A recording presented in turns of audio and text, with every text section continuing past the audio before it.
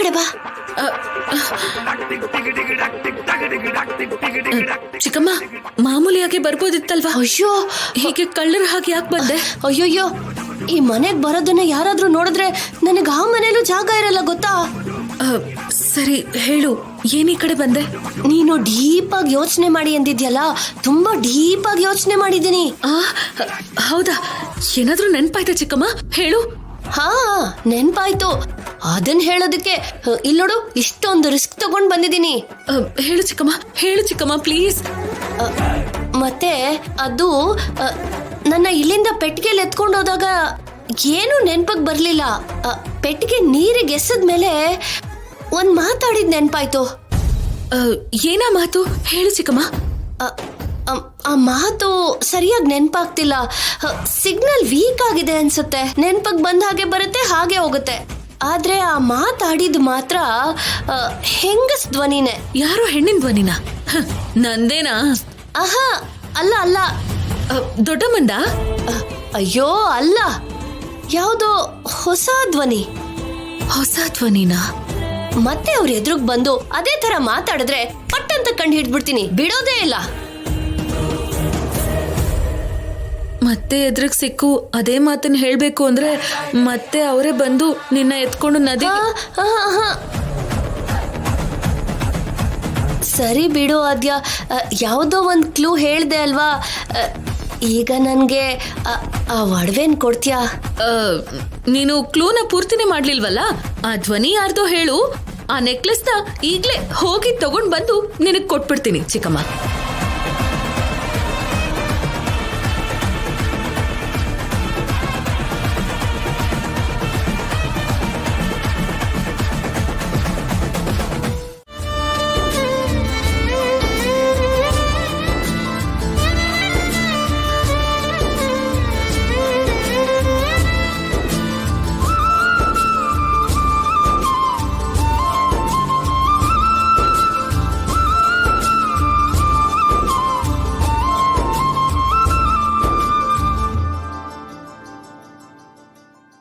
Sir, ನನ್ಗ thank you. ನಿಮ್ಗಲ್ಲ sir.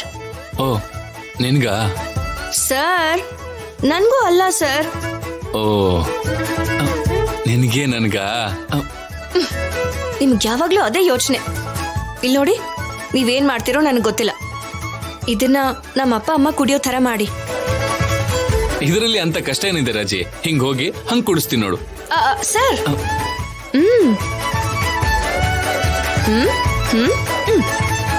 ಇದೇನ್ ರಾಜಿ, 2 ಸ್ಟ್ರಾ ಹಾಕಿದ್ಯಾ? ಒಂದು ನಮ್ಮಮ್ಮಂಗೆ, ಇನ್ನೊಂದು ಅಪ್ಪಂಗೆ. ಅಂದ್ರೆ ನಾನು ಇದನ್ನ ಅವ್ರಿಗೆ ಕೂಡಿಸ್ಬೇಕಾ? Sir, please sir. ಸರಿ ಆಯ್ತು.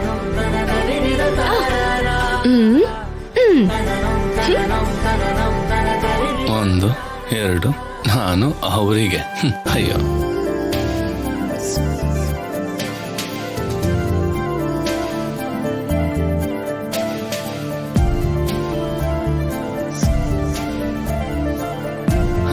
ಮಾವ ತಗೊಳ್ಳಿ. ಯಾತಕ್ಕಪ್ಪ ಇವೆಲ್ಲ ಸುಮ್ನೆ? ತಗೊಳ್ಳಿ ಮಾವ, ತಗೊಳ್ಳಿ. ಮಾವ, ಸ್ಟ್ರಾಗಳು 2 ಸ್ಟ್ರಾ ಇದೆಯಲ್ಲಪ್ಪ. ಒಂದು ನಿಮ್ಗೆ ಮತ್ತಿನ್ನೊಂದು ಅತ್ತೆಗೆ. ಸ್ಟ್ರಾ ಏನೋ 2 ತಂದಿದ್ಯಾ? ತೆಂಗಿನಕಾಯಿ ಒಂದೇ ಇದೆಯಲ್ಲ? ಒಂದೇ ಇರುತ್ತೆ ಮಾವ. ಇದನ್ನೇ ನೀವಿಬ್ರು ಶೇರ್ ಮಾಡ್ಕೋಬೇಕು.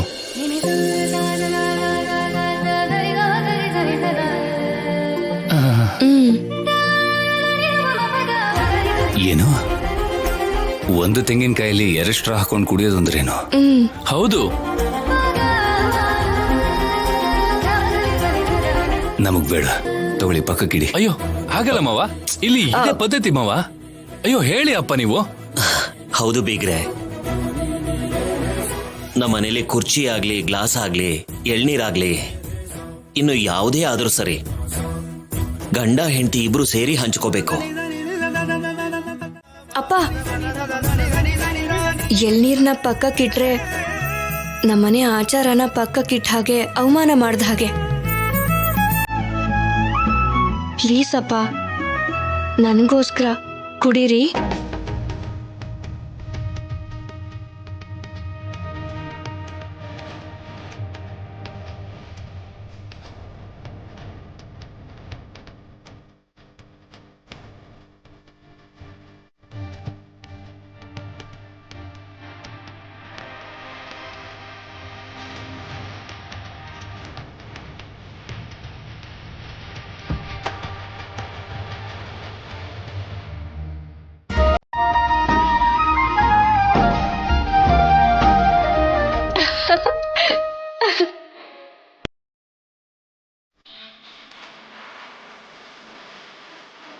ಇದು ಆಚಾರದ ಥರ ಇಲ್ಲ.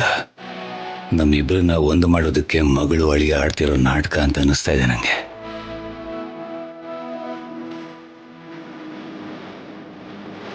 ಯಾವ್ದು ಏನೇ ಆದ್ರೂ ಚೆನ್ನಾಗಿದೆ ಅಲ್ವಾ?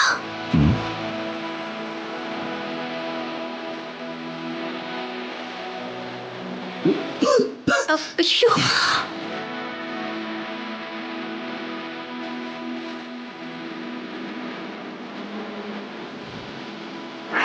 ನಿಮ್ಮಮ್ಮನಿಗೆ ಅವಮಾನ ಆಗುತ್ತೆ ಅಂತ ಗೊತ್ತಿದ್ದು ನೀನು ಕಳ್ಸು ಅನ್ಕೊಂಡೆ. ಆದ್ರೆ ನಮ್ ದೊಡ್ಡಮ್ಮನಿಗೆ ಅವಮಾನ ಆಗುತ್ತೆ ಅಂತ ಗೊತ್ತಾದ್ರೆ ನಾನ್ ಕಳ್ಸೋದಿಲ್ಲ.